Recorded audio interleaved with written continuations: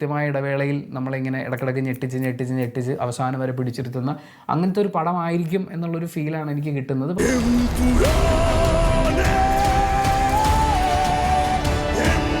ഇങ്ങോട്ടേ ഇനി ഞാൻ കീച്ചാം ഒരറിയിപ്പുണ്ട്. മണ്ടന്മാരായ മോഹൻലാൽ ഫാൻ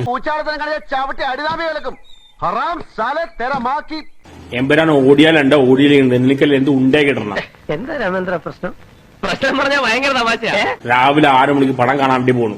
നീ നിന്റെ കുടുംബത്തെ വെച്ച് ഓർക്കടാ. അന്തരാസ് കൂന്തരാസ് അവന്റെ അമ്മേരെ തള്ളേ കലിപ്പ് തീരണില്ലല്ലേ. എമ്പുരാൻ വിജയിച്ചിട്ടുണ്ടായില്ല. നിനക്ക് എന്ത് ഉണ്ട് കിട്ടാണ് അല്ല പണി ചെയ്ത് കുടുംബത്തിന് കാശിലേക്ക് കൊടുക്കുക. തന്നെ കൊണ്ടൊന്നും കൂട്ടിയേ കൂടില്ല. നല്ല പ്രായണ്ടല്ലേ വല്ല പണിക്ക് പോയിക്കൂടെ. എമ്പുരാൻ പൊളിയുമോ? കാരണം ലൈക്ക പ്രൊഡക്ഷൻ പിന്മാറിയിരിക്കുന്നു.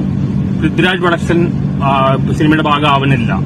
പക്ഷെ ആ തണ്ടും കൊണ്ട് എന്റെ അടുത്ത് വന്നാലുണ്ടല്ലോ അടിച്ച് നിന്നെ ഷേപ്പ് ചെയ്യാൻ മാറ്റും. അതാണ് എമ്പുരാൻ പൊളിയുമോ എന്ന് ചോദിക്കാം. ലൈക്ക പ്രൊഡക്ഷൻ പിന്മാറി. പൃഥ്വിരാജ് പ്രൊഡക്ഷൻ എന്തുകൊണ്ട് എമ്പുരാന്റെ ഭാഗമായി ആവുന്നില്ല? ഇതുപോലുള്ളവന്മാരെ ആട്ടിക്കൊടുത്ത് പറഞ്ഞു.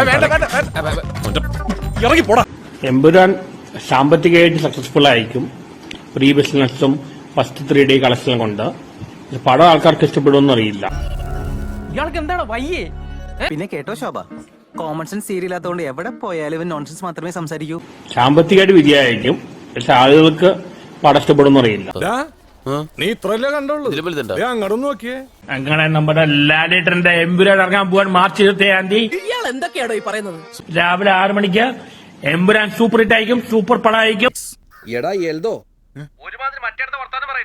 നീ എവിടെയെങ്കിലും ഉറച്ചു നിൽക്കണം. അതോടെ അതിനുശേഷം തുടരും ലാലുകം തുടങ്ങാൻ പോവാണ്. ലാലേട്ടൻ അറടിക്കുകയാണ്. എന്നെ കഷ്ടല്ലേ കോമൺ സെൻസ് ഇല്ലാത്തിന്റെ കുഴപ്പേ. അല്ലെങ്കിൽ ബുദ്ധി പറഞ്ഞു കൊടുക്കാൻ അവൻ ആരെങ്കിലും വേണ്ടേ?